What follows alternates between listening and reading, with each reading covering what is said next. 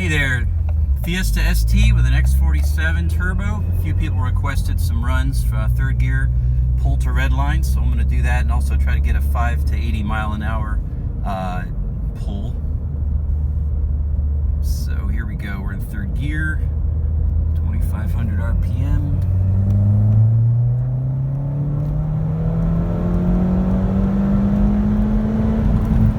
And I hit the rev limiter there. So I'm going to try to slow down here and get in an area where I can do a safe pull also from 5 miles an hour. But in the meantime, I want to talk about just for a moment about a couple things that I didn't mention in my previous video. One thing is just traction, and some people are with bigger turbos, they're getting limited slip differentials put in. I decided not to do that.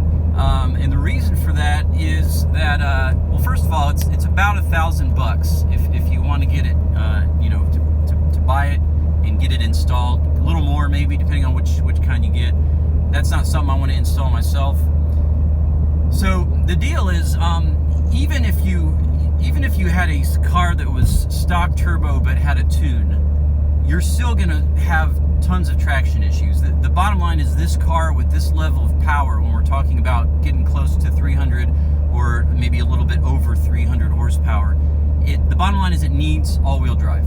Without it, unless you're on a track with special tires, you're not going to be able, you're not going to create, you know, you're not going to get times that are reproducible. There's guys running low 13s, high 12s, even in the 11s on the quarter mile with hybrid or big turbo setups.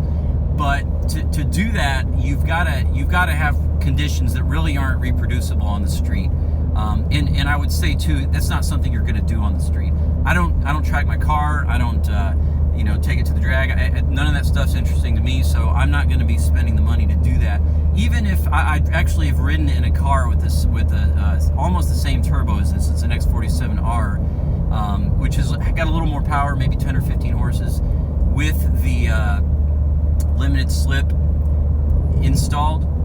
And so while you don't have issues with the car pulling to the right or the left as much, you still have traction issues. The wheels are spinning all over the place. So in my opinion, it's really not something that's going to make a huge difference or going to be worth the money if you're not, you know, tracking the car. And again, even then, if you are, is it worth $1,000? I'm going to say no. Would it help? Yes. If you're, you know, going in and out of turns, if you're doing autocross, absolutely it would help. But the marginal gain for a car that's a daily driver, I've decided not to go that route.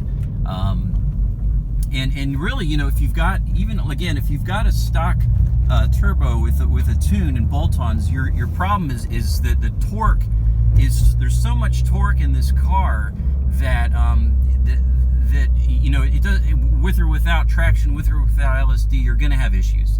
It's just the way it is. And, so you know, it's going to be an issue no matter what.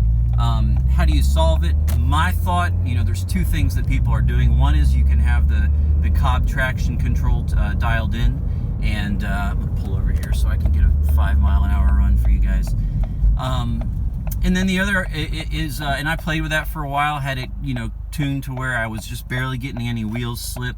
But, you know, then you're pulling power. I decided rather, just after driving it for a few months, I'm just running on my full power tune, and I control it with throttle. So if you full throttle this car in first, second gear, you're just going to spin the tires. I'm going to do that. So we're at 5 miles an hour, pulling onto the interstate here, and here we go.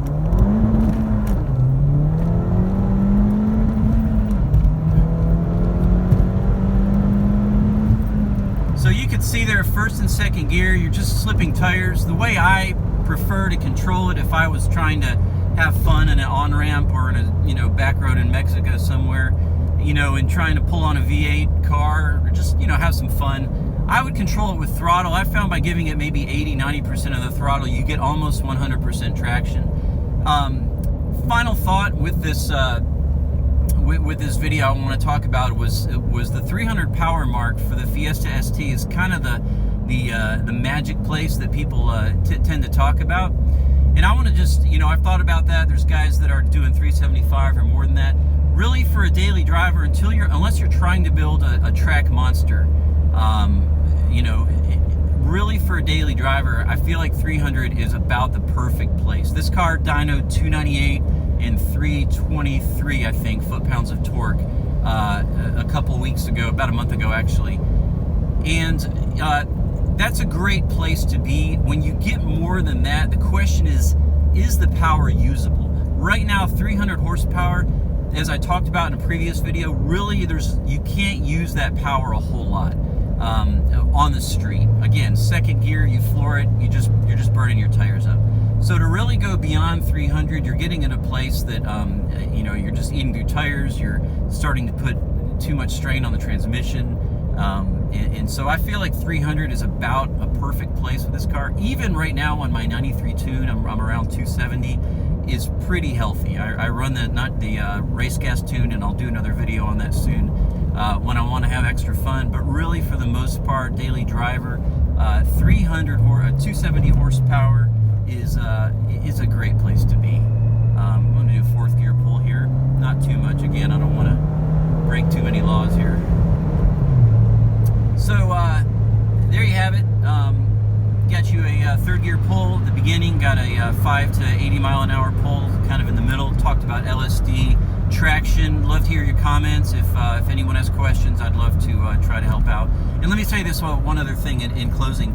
If you're going with a big turbo or really just any upgrade to this car, it is essential. The most helpful mod I did was getting a front traction bar.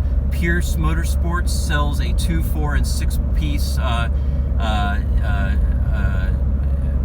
point braces. I have a 2-point brace on mine.